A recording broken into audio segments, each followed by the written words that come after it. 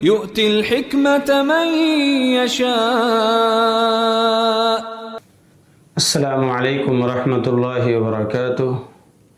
نحمده ونصلي على رسوله الكريم.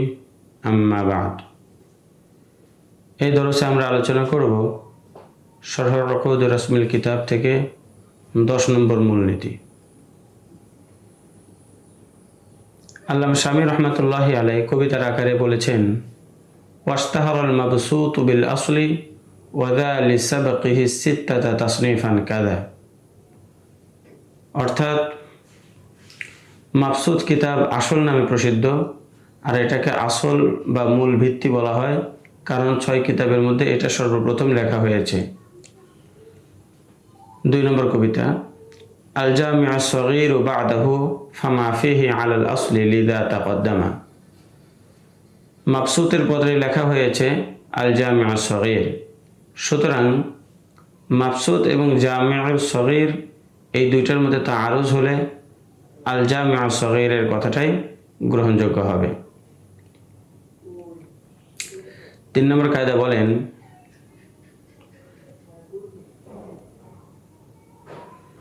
ওয়া আখিরু সিত্তাতি তাসনিফান ওয়ারাদ আস-সিয়ারুল কাবীর ফাহুয়াল মু'তামাদ।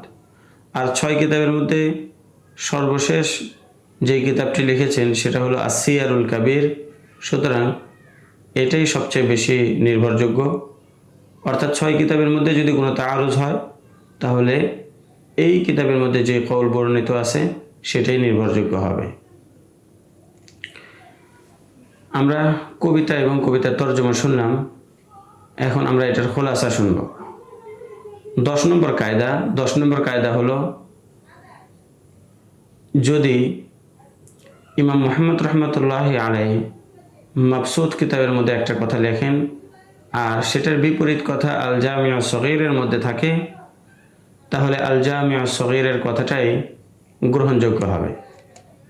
কারণ আল জামিউ আস-সগীর এই কিতাবটা পরে রাখা হয়েছে, আর একজন মুজতাহিদের পরের কথাটাই অধিক গ্রহণযোগ্য হয়।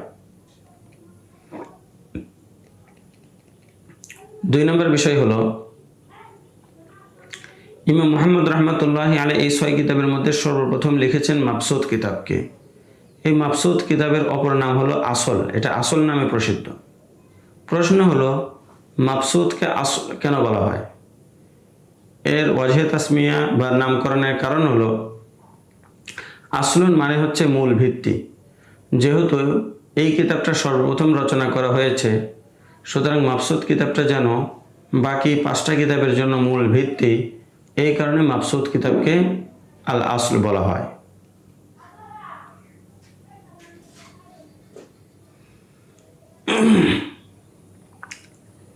কিতাবগুলো লেখার তরতিব কি ছিল? তরতিব ছিল এই: সর্বপ্রথম লিখেছেন আল মাবসুত, 2 নম্বরে লিখেছেন আল জামিউ আস-সগীর, 3 নম্বরে লিখেছেন আল জামিউ আল কাবীর, 4 নম্বরে লিখেছেন আজ-জিয়াদাত, 5 নম্বরে লিখেছেন আস-সিয়ারুস সগীর, 6 নম্বরে লিখেছেন আস-সিয়ারুল কাবীর। এখন আমরা আলোচনা করব ইমাম মুহাম্মদ রহমতুল্লাহি আলাইহি আল জামিউ আস-সগীর কিতাবটা যে লিখেছেন সেটার কারণ কি।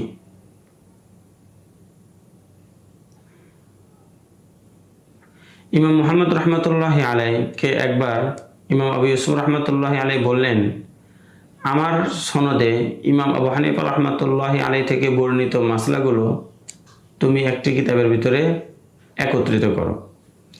ইমাম মুহাম্মদ রহমতুল্লাহি আলাইহি ইমাম আবু ইউসুফের সূত্রে বর্ণিত ইমাম আবু হানিফার মাসলাগুলো একটি কিতাবের মধ্যে লিখে ইমাম আবু ইউসুফ রহমতুল্লাহি আলাইহিকে দেখালেন। ইমাম আবু ইউসুফ সেটা মোতালা করে খুব ভালো লাগলো। এই কিতাবের মধ্যে মোট 1532টা মাসআলা লেখা ছিল। ইমাম আবু ইউসুফ রহমতুল্লাহি আলাইহি এত গভীর ইলম সত্ত্বেও সবসময় এই কিতাবটি নিজের সাথে রাখতেন, এমনকি সফরের মধ্যেও এই কিতাবটি নিজের সঙ্গে রাখতেন। ইমাম আলী আর-রাজি রহমতুল্লাহি আলাইহি আল জামিউ আস-সগীরের কিতাবটির গুরুত্ব সম্পর্কে গিয়ে বলেন, মান ফাহিমা হাযাল কিতাব ফাহুয়া আফহামু আসহাবিনা। আমাদের যুগে উলামায়ে কেরামদের মধ্যে থেকে যে এই কিতাবটা বুঝতো, আমাদের সাথে সঙ্গীদের মধ্যে থেকে বুঝে পড়তো, তাকে মনে করা হয়তো সবচেয়ে বেশি ইলমের অধিকারী, সবচেয়ে বেশি ফাহামের অধিকারী। ইমাম আলী আর রাজি আরও বলেন যে আমাদের যুগে যখন কাউকে বিচারক পদে অধিষ্ঠিত করা হতো, এর আগে আল জামিউ সগীর কিতাবটি থেকে পরীক্ষা নেওয়া হতো। যদি পরীক্ষায় উত্তীর্ণ হতো তাহলে তাকে বিচারক পদে নিয়োগ দেওয়া হতো, অন্যথায় দেওয়া হতো না। অন্য এক কিতাবে আছে সিরিয়ার গভর্নর ঈসা ছিলেন, যে ব্যক্তি আল জামিউল কাবীর কিতাবটা মুখস্থ শোনাতো তাকে তিনি 100 স্বর্ণ মুদ্রা হাদিয়া দিতেন, আর যে আল জামিউ সগীর মুখস্থ শোনাতে পারত তাকে 50 আশরাফি দিতেন। এখান থেকে এই কিতাবের গুরুত্ব সম্পর্কে ভালোভাবে অবগত হওয়া যায়। গায়াতুল বয়ান নামক কিতাবে শাইখুল ইসলাম ফখরুল ইসলাম রহমতুল্লাহ আলাইহি থেকে বর্ণিত আছে যে যখন আল জামিউ সগীর কিতাবটা ইমাম আবু ইউসুফ রহমতুল্লাহর নিকটে পেশ করা হলো, তিনি সেটা দেখে খুব পছন্দ করলেন, আনন্দিত হলেন এবং তিনি বললেন, হাফিজ আবু আবদুল্লাহ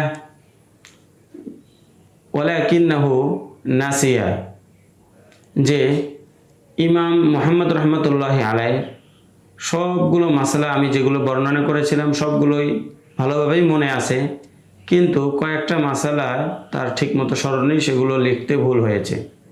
আর সেই মাসলাগুলো হলো 6টি মাসলা। এই মাসলাগুলো আল বাহরুর রায়েক গ্রন্থের বাবুল বেতের ওয়ান নওয়াফেল এর মধ্যে উল্লেখ রয়েছে। সেখান থেকে আমরা শুধুমাত্র একটি মাসলা উল্লেখ করছি। মাসলাটি হলো, যদি কোনো ব্যক্তি নফল নামাজের প্রথম রাকাতে এবং তৃতীয় রাকাতে কেরাত না পড়ে, দ্বিতীয় সূরত হলো, যদি কোনো ব্যক্তি নফল নামাজের দ্বিতীয় এবং চতুর্থ রাকাতে কেরাত না পড়ে, তাহলে ইমাম মুহাম্মদ রহমতুল্লাহি আলাইহি লিখেছেন তাকে 4 রাকাতেই কাজা করতে হবে। কিন্তু ইমাম আবু ইউসুফ রহমতুল্লাহি আলাইহি বলেন, আমি বলেছিলাম 2 রাকাত কাজা করতে হবে। মোটামুটি আমরা আল জামিউ সগীর কিতাব সম্পর্কে কিছুটা ধারণা পাইলাম।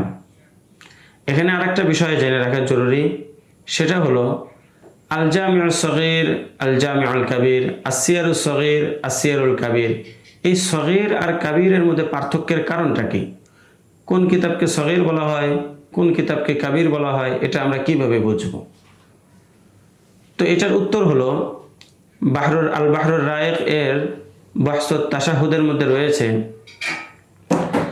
ইমাম মুহাম্মদ রহমতুল্লাহ আলাইহি যে সকল কিতাবের সাথে আস-সগীর শব্দ যোগ করা হয়েছে, বুঝতে হবে সেই কিতাবটা ইমাম মুহাম্মদ রহমতুল্লাহ আলাইহি লিখে ইমাম আবু ইউসুফ রহমতুল্লাহর নিকটে পেশ করেছিলেন।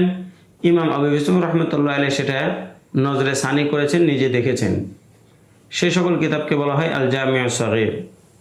পক্ষান্তরে যে সকল কিতাব ইমাম মুহাম্মদ রহমতুল্লাহ আলাইহি নিজে লিখেছেন কিন্তু সেগুলো ইমাম আবু ইউসুফ রহমতুল্লাহি আলাইহির সামনে পেশ করা হয় নাই, তিনি নজরে সানি করেন নাই, বুঝতে হবে সেই কিতাবগুলো আল কাবীর নামে প্রসিদ্ধ।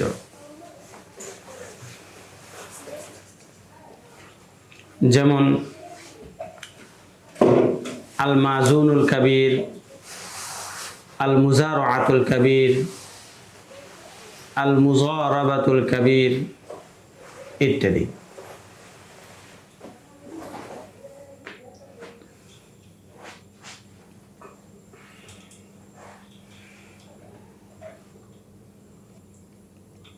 কেটে দেন। শেষ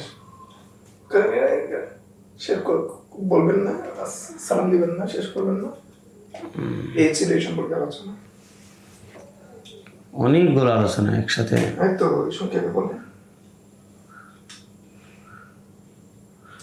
তো কথাটা শেষ হচ্ছে, শেষ না হলে তো মানে কেটে দিয়েছেন নাকি? না,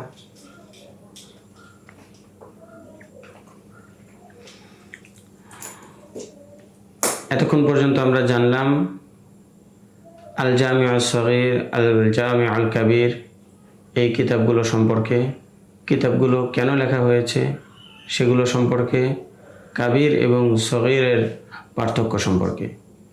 পরবর্তীতে ইনশাআল্লাহ আমরা আলোচনা করব আসিয়ারুস সগীর এবং আসিয়ারুল কাবির কিতাব সম্পর্কে ইনশাআল্লাহ তাআলা।